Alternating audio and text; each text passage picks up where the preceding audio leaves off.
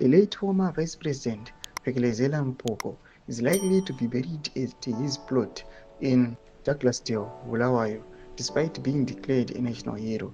Sarabina mashoko anobuda panapa tiona kuti aiwa family aiwa yekwampopo ino ichiramba kuti aiwa toda kuti Phelekezela abheriwe kunational heroes eka kunyange tikambi wenyika akamita national hero. Sarabina mashoko amdaniko panapa pa subscribe or like or turn the bell kuti timira panapa buda nyoko mchinzi Mpofu, who died at the age of 84 in India for receiving treatment for an undisclosed ailment, was immediately declared a national hero by the government, paving the way for his interment at the National Heroes Acre in Harare.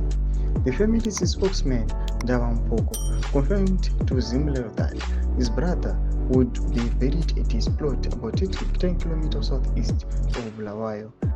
Ndaba Mpofu said he could not speak authoritatively over the former VP's repatriation plans from India, as the government declaring him a national hero meant that the duty of bringing him remains home and subsequent burial was now a joint responsibility between the government and the family. He said the family is currently looking to the government to take the lead. Ndaba Mpofu said he was not aware of any reasons why his brother chose to be buried elsewhere other than the national hero.